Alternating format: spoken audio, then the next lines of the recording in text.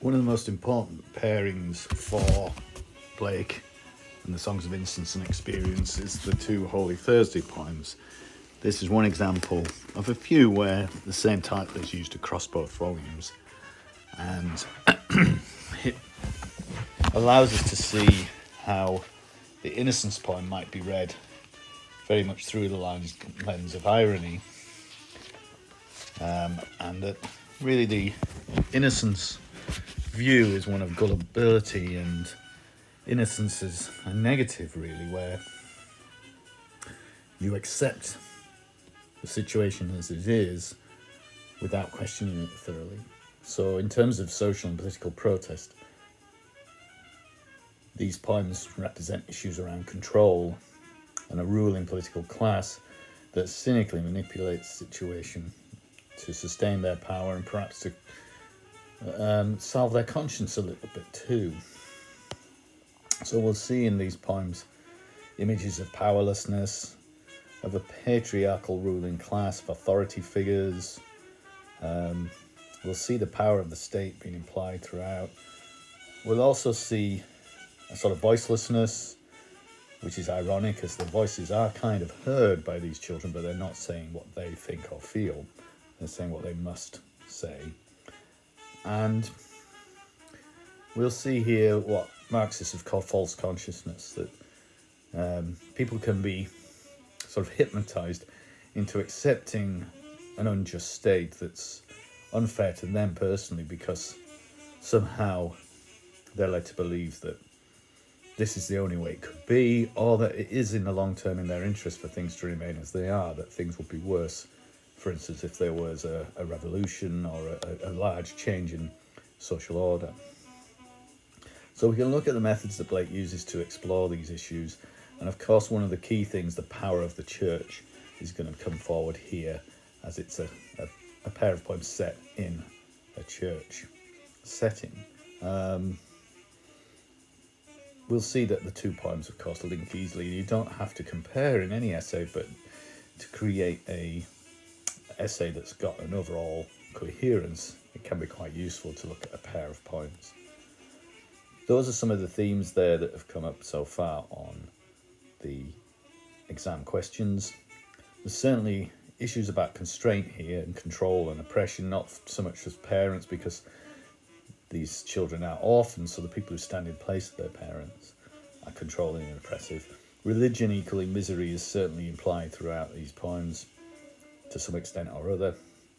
The human spirit and the power to resist, again, is implied as a theme in the first poem and is more obvious in the second. And is there any hope for these marginalised figures? Not really, it seems, across both poems, actually.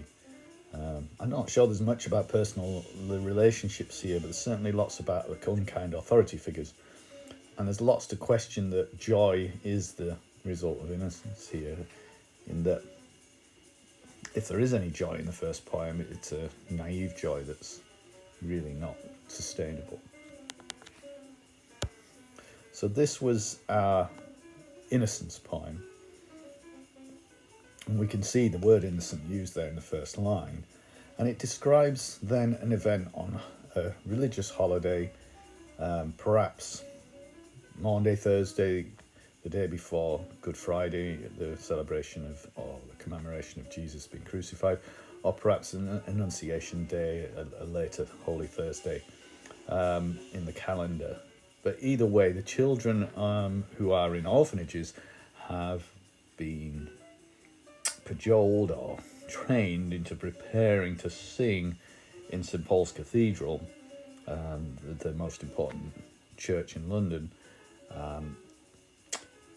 to kind of thank those guardians of the poor, those people who have administered the charitable organisations that have protected them to some extent. We see them walking two and two. There's a sense of control here that's implied, and the Beadles are the kind of authority figures who run the orphanages and may have had other local sort of duties of authority. They're grey-headed, which is not a good sign in Blake generally. They represent sort of people who are old and unsympathetic authority figures. they flow into the Thames, suggesting some image of freedom there, but it's an ironic one because they're being sort of cajoled and dragooned into St Paul's like the Thames. He talks about the flowers of London. Are they the children themselves? I think ironically he's saying actually they are, that these little children are flowers of London, whereas perhaps it's the wise and good and great people who come to watch them sing that think of themselves as a flower of London. So this kind of ritual is a chance for the rich and the privileged to come and celebrate the fact that they've given a small pittance towards a charity to protect the very disadvantaged. They're lambs and they've got innocent hands, so we've got sympathy for them there. And he says in the last stanza that they're like a mighty wind raising their voice to heaven. So there's some power there, which of course is ironic because they are powerless, but of course there's a hint there that that power perhaps could develop into a power of maybe revolution if those children grow up to recognise the power that they have. The last line does have a slight political point in that it says, "Cherish pity lest you drive an angel from your door."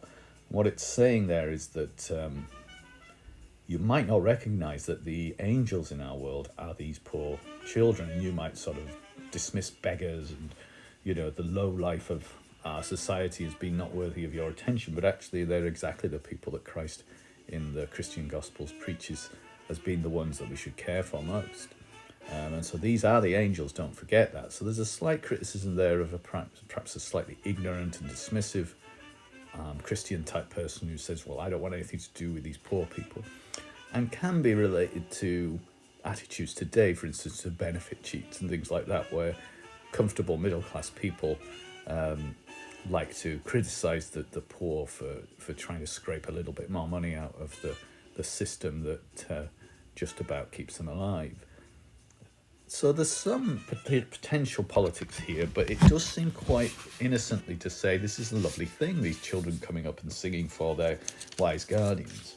As I suggested here, there's no real sense of any possible escape from the control here. The control is absolute. So in terms of that question from the past exam, no escape from constraints, there is none. The oppression and control is implied here, particularly with the beadle with their wands and their grey hair. They are standing guard there and sort of forcing the children to celebrate. It reminds me of, there's a famous Russian composer, Dmitri Shostakovich, who was composing during the very oppressive times of the Soviet Union in the 20th century. And he was constantly being criticised for his music and being told he must compose a certain type of music that the Stalinist government would approve of, really a music to celebrate the Soviet government.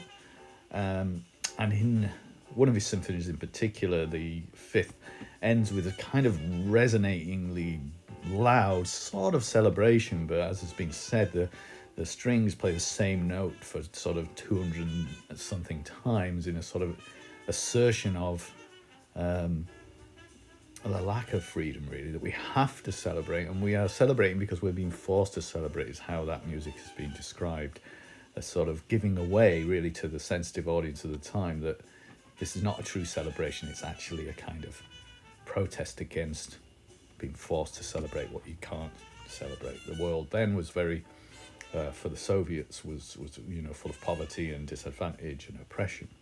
But so was really the world for these orphans in Blake's time in the late 1700s. So they're forced to celebrate, but they have no choice. They sound marvellous, but only because they feel it might be beaten if they don't sound marvellous. So whereas the human spirit has little power to resist here in this poem, and the marginalised seem to have little hope. They're given just enough to survive, but they're not treated with any respect or any long-term hope. The authority figures think they're being kind. Oh, aren't we wonderful for giving these orphans a home? But as we'll see in the second poem in the pair, Blake himself is very aware that this is not true kindness. It's doing the minimal and then sort of patting yourself on the back and being really pleased with yourself. Aren't we wonderful? It's more about that kind of show of charity. These people all turn up to the church on the day, probably dressed in their finest, to say, aren't we wonderful for giving money to charity? Now, again, in the Gospels, according to the Christian Gospels, charity should not be visible. It should be done secretly, because then it's not done for show and for people to look at how generous you are, but because you genuinely know it's the right thing to do. So there's very little compassion here amongst these authority figures. They are unkind, as one of the previous questions talked about. So quite a bit you can get your teeth into for this particular poem. But when you look at the companion poem, really suddenly things become much more obvious. Here, instead of the statements, we get questions. The first, 7 lines are all in the form of questions. One long question in the first stanza and 3 shorter ones in the second. Is it holy then, says Blake in the first stanza, to see these children reduced to misery and fed with cold and useless hand? Useless meant money lending. So these people who make their money perhaps out of rather unsatisfactory means are giving a little bit of money coldly to give them enough food. It puts you in mind perhaps of the famous image from a good 50 years later or so of Dickens writing about Oliver Twist, who was, like these children, an orphan, and famously begged for some more gruel, some more sort of porridge that they were given, and was shouted at, and the beadle who was in charge of his orphanage, appalled by his temerity to ask for a little more of the poor offering he was given. So the cold hand there, is something that Blake predicts, and Dickens sees himself in. Things haven't changed in 50 years between Blake and Dickens writing, sadly. And then the trembling song now, the trembling cry is, these children are frightened and they're singing, but it's not a song, it's a trembling cry. It's not a song of joy. And then that final line in the second stanza, the first non-question sentence in the poem, it is a land of poverty. That is a kind of political revolutionary placard statement slogan to say, we're living here in a land of poverty, and this would be the last thing any government will want to be labelled as, that they preside over a land of poverty. But Blake is aware that the marginalised are everywhere here, really. There's too many of them to ignore for Blake, but there's a solution for the government and for those in power and the privileged is to just do the minimal and to scrape these people up off the streets and put them into orphanages and things like that, and then to expect them to be grateful for the tiny bit of money that they've afforded them. The bold statement there is the most political statement in Blake's whole poems, really. It is a land of poverty. It's a key quotation. You could use it for many of the essays that you might be asked to write. The past ones, no escape from constraints. Yeah, that, because it's a land of poverty, there's no escape from that. This is everywhere. Oppression and control certainly lead to this poverty, although it's not necessarily parents here, because the parents are literally gone. Religion does not offer comfort and joy, it offers misery. Well, that's very visualized here. They are trembling with misery as they go up to the church. This human spirit can't resist because it's so poor, it's so bereft. The marginalized have no hope. This world is a land of poverty. There's nothing liberating and empowering here, and it seems like those in power have little compassion or care for what is happening to these children. Blake's contention is, why must it be that we've got so many orphans? What's happening that so many parents are dying or abandoning their children? That's because of poverty and disease and poor nutrition and the things that lead to early deaths or an inability to cope with perhaps a large family. And this has not been solved by opening orphanages. We shouldn't need orphanages, is his contention. As he was saying in some of his other poems, we wouldn't need to be pitying people if the world wasn't full of suffering. And so Blake is the kind of Christian who says we need to make a heaven on earth. We can't just wait for our reward in heaven afterlife. And that's one of the things that we'll see in some of his other poems that he critiques, that belief that somehow it's sort of enriching in a spiritual sense to be poor and suffer because you will get your reward in heaven. So the kind of poor are lucky in a way because God takes pity on them and then will take them straight up into heaven when they die. But Blake's not happy enough with that. He says No, we have to make a better world here. That's our duty and our job. If there is a God, and that's a benevolent God, surely they don't want to look down on a world full of suffering. And it's not really possible to blame God for all that suffering when really we cause it ourselves by creating a very unequal society. He goes on then to describe this state of experience that is without any joy or happiness, the opposite, and it casts a great shadow over any image that there was joy and happiness in the innocence world either. It seemed like they were joyful and happy, but here he says, no, they weren't. There the sun never shines, the fields are bleak and bare. The language here very rich in depressing and discomforting connotations. Their ways filled with thorns, it is eternal winter there. So using strong, direct imagery, metaphors, bordering on the sort of symbols in that they become almost archetypal and like detached from any reality and just long-standing agreed symbols of disadvantage. The sun doesn't shine, the rain just falls. But there is a world, he says in the final stanza, where the sun does shine, where the rain doesn't fall, and babes don't feel hungry. So these children, there could be a world in which these children are not horrifically disadvantaged.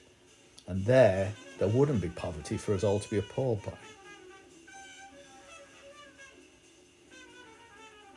So the rain in the final stanza might be a life-giving rain, the rain that, if it does fall, it gives life, not misery, because this is a world, potentially a sort of nirvana, a paradise, in which things are as good as they can be. There's some hope there, I suppose, in that final stanza, so that contradicts one of the questions that says there is no hope for the marginalised. Blake does say there's some hope, and he predicts a world in which life is much better. And what he's saying is this is not impossible, it's not beyond our reach. The wealth is there, it just needs to be redistributed properly, not sort of in a parsimonious and begrudging way, but in a genuine way to get to a point where the poor don't die of their poverty and don't leave children to go to orphanages because of that. So this poem very much attacks, really, the earlier poem and says that was naive. Don't fall for it. Don't think this is a beautiful thing, all these kids walking up to the church to sing. It's horrible. They're terrified, they're cold, they're miserable, and they're doing it because they don't want to be beaten for disobedience. There's no sense that they're doing it out of genuine gratitude because they've got very little to be grateful for. So put the two poems together and you've got some good stuff to say around innocence and experience and the difference between the two states and the dangers of innocence. That it's not all about joy and happiness, it's also about naivety and gullibility and false consciousness, if you want to call it that from the Marxist term.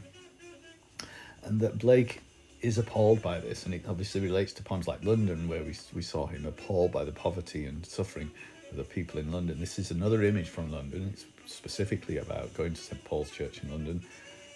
So it does hint at a suggestion that there needs to be some kind of considerable large-scale redistribution of wealth and social mobility, and that means potentially revolution, which of course had happened at the time that Blake was writing these poems in France, and in a slightly different way had happened in America a little earlier, but where authority was rebelled against, and where the idea of kings and a whole class of ruling people who had no kind of connection with the ordinary people of the world and were pushed aside in both France and America in favour of something like democracy, fledgling democracies both. We know that in France that worked pretty badly and turned into a sort of bloodbath of recriminations and executions of different factions. But in America there was a sort of slightly smoother transition towards something like what we would call a modern democracy, in which a president was elected and voted for, although, we can look at that and say that these people still came from perhaps a certain class and order of society, and even do still today. So there's lots of politics going on in these two poems. They're also in a religious background because they're both set in the church, and they're really, Blake's big point about religion is that the main Church of England of his time was very much implicated in government power, authority and oppression. And it was just another force of oppression. It was a wing of the government used to kind of crush people's spirits and force them into line by saying that, you know, you've got to do this not just because the government tells you, but because God wants you to too. And, you know, there's the government and God are the same thing somehow. And often they were very much related. And the people who ran the church were often from the same families as the people who went into politics. You know, you'd have a large privileged family in which one son might go and become a minister of the government, and another might become a minister of the church. And so together these two forces were used to kind of keep the poor in their place, and particularly in the 1790s, this fear in Britain that there might be a revolution here similar to the bloody revolution in France meant that there was more oppression and more control and more attempts to sort of manipulate the image too, to say, oh, well, look, if the French Revolution was about protecting the rights and the kind of health and situation of the poor, well, look what we do for the poor already. So we don't have to you don't have to revolt, you don't have to change everything because we're already helping the poor. But they're helping the poor to such a minimum level that poverty continues to be a blight across the country. So lots in these two poems, a really good pair for lots of questions that might come up, and definitely worth revising, and some key quotations that you can use when you want to talk about Blake's politics.